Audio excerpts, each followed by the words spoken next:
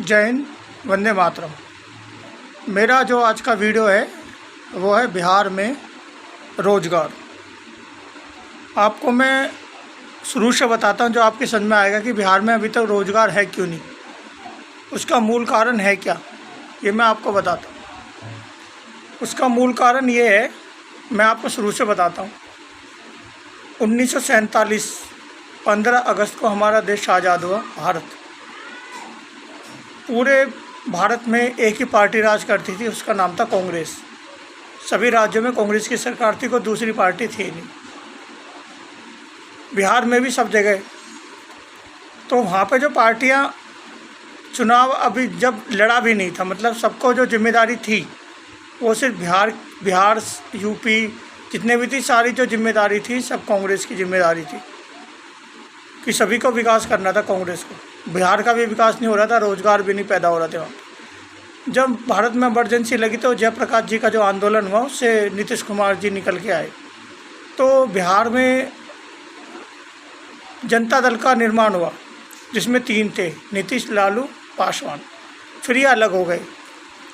तो जब नीतीश या लालू को मुख्यमंत्री बिहार की जनता ने बनाया, वो ये सोच के बनाया बिहार की जनता ने कि ये हमारे बिहार के लोग हैं, हमारी मिट्टी से पैदा हुए हैं और हमें यहाँ पे रोज़गार देंगे, हमारे बिहार को स्मार्ट सिटी बनाएंगे, रोज़गार देंगे, डेवलपमेंट करेंगे, हाईवे बनाएंगे, स्कूल बनाएंगे, सारी चीज़ें बुनियादी जो ज़रूरत होती है एक स्मार्ट सिटी में सारी चीज़ें मौजूद होंगी। इसीलिए उन्होंने जनता ने बिहार के लोगों को चुना, क्योंकि नीतीश जी भी यही कहते हैं, लालू जी भी यही कहते हैं कि बिहार का जो मुख्यमंत्री होगा वो बिहारी होगा, कोई बाहरी नहीं होगा।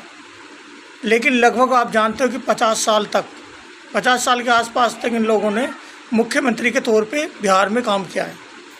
और ये या लालू की सरकार हो या नीतीश की हो, तो ये हमेशा केंद्र सरकार से जुड़े रहे, या एनडीए में या यूपीए में जुड़े रहे, या कांग्रेस की सरकार से या बीजेपी की सरकार से ये हमेशा जुड़े रहे।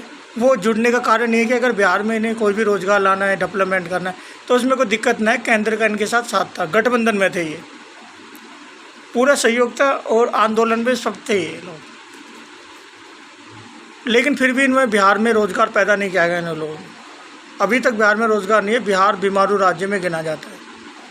इसका मूल कारण ये है।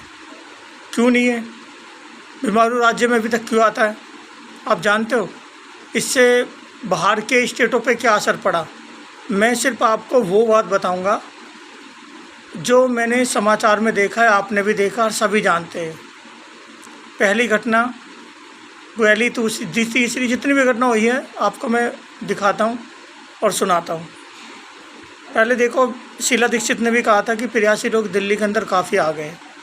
और अटल बिहारी वाजपेयी ने तो एक बार आप जानते होंगे कि ट्रेन ही फ्री कर दी थी बिहार में। बिहार से ट्रेन जो बिहार से दिल्ली से जो बिहार ट्रेन जानी थी वो फ्री कर दी थी, आने का डबल किराया कर दिया कि यहाँ से लोग वहाँ पे पलायन कर जाएं। लेकिन ऐसा नहीं हुआ, लोग वापस फिर आ गए अपने गांव वगैरह हो आके। शीला दीक्षित ने भी कहा था कि दिल्ली में जनसंख्या ज़्यादा है, 83 लोग। उसके बाद ये आवाज़ उठी, गुजरात में भी काफ़ी इस चीज़ में न्यूज़ में आया था, कितनी बार दिखाया कि 83 लोगों को वहाँ से निकाला जा रहा है। और महाराष्ट्र में तो 10 कदम आगे बढ़ के आप भी जानते होंगे कि 1 महीने तक न्यूज़ बनी रही थी, हेडलाइन बनी रही थी कि बिहार के लोगों को, उत्तर भारत के लोगों को वहाँ पे पीटा जा रहा था मनसे के द्वारा, जो राज ठाकरे द्वारा पार्टी है मनसे, वहाँ के लोगों ने मार रहे थे ठेली वालों को, पटरी वालों को, जो कि गलत था। क्योंकि हमारे यहाँ से जाओ, हमारे यहाँ के लोगों को रोज़गार है नहीं, तो आप हमारे स्टेट पे बोझ क्यों बना रहे हो अपने लोगों को। इसमें लालू ने इतना भी कह दिया था कि नीतीश से भी बात हुई थी कि अपने यहाँ पे रोज़गार पैदा करो, कि जो अगर कोई आए तो पढ़ने लिखने आए या बिजनेस करना है, लेकिन यहाँ बेरोज़गारी फैलाए ना, क्योंकि ये कम से कम पैसे में काम करते थे मजबूरी में, क्योंकि बिहार में रोज़गार था नहीं, तो वहाँ के लोगों को रोज़गार मिलता नहीं था। हर सरकारी नौकरी हो, प्राइवेट नौकरी हो, ऊपर से नीचे तक लोग बेरोज़गार हो रहे थे। महाराष्ट्र में हर जगह ये हाल था।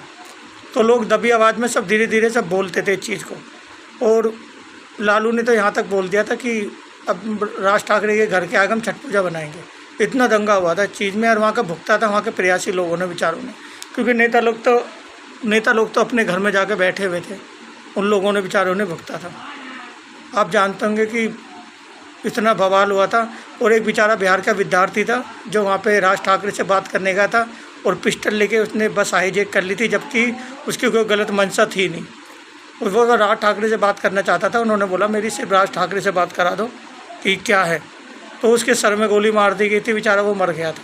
इतना बवाल हुआ था इस चीज़ को लेके कि बिहार में रोज़गार नहीं है, बिहार के लोग दूसरे स्टेटों पे बोझ बढ़ा रहे हैं। इतना कुछ हुआ था, आपकी नॉलेज में होगा, अगर कोई पीछे न्यूज़ उठा के देखोगे तो जो मैंने बोला सारी चीज़ें थी और इससे भी ज़्यादा थी। आप स्टेट वाइज देखोगे सब ये बोलते हैं कि हमारे खुद के लोगों को रोज़गार है नहीं और प्रयासी लोगों ने यहाँ पे रोज़गार काफ़ी घेर लिया है। और केजरीवाल ने भी आपने देखा होगा कि 500 रुपये में आते इलाज करा के चले जाते, दबे आवाज़ में उन्होंने ही बोला था। इसका काफ़ी विरोध किया गया था कि सब जानते थे वो क्यों बोल रहे थे।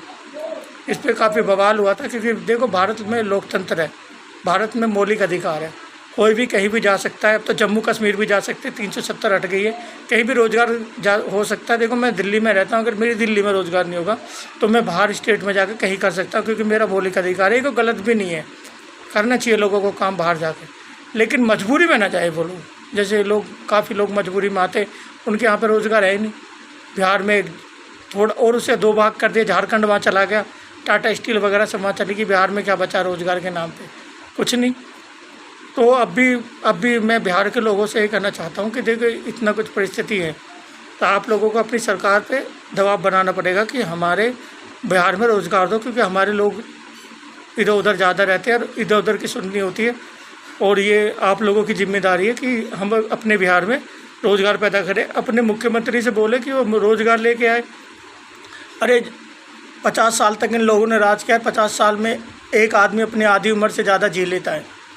तो अगर ये काम करना होता ना इन लोगों को, तो इतने ना वहाँ पे घर नहीं होते, जितनी कंपनियाँ लगी होती, अब तक स्मार्ट सिटी होता और स्टेट की इनकम भी अच्छी होती, दिल्ली से कहीं जगह ज़्यादा इनकम होती। और सारे लोग जैसे अभी गुड़गांव, फरीदाबाद, नोएडा के लोग काम करने पहले यहाँ आते थे, अब दिल्ली के लोग वहाँ जा रहे हैं, तो आज दिल्ली के लोग भी मजबूर होकर बिहार जाके अपना रोज़गार करते। इतना डेवलप इन लोगों ने काम किया ही नहीं, कुछ ज़मीनी पे रोज़गार तो पैदा किया ही नहीं। तो मेरा आप सभी से हाथ जोड़ के सभी लोगों से, भारत के सवासियों से निवेदन है कि इस वीडियो को ज़्यादा से ज़्यादा शेयर करें और दिल्ली के मुख्यमंत्री तक, बिहार के मुख्यमंत्री तक ये वीडियो पहुँचे और बिहार में रोज़गार पैदा किया जाए कि बाकी स्टेटों को भी रोज़गार मिल सके, अपने स्टेट में रोज़गार मिल सके। जय हिंद, वंदे मातरम।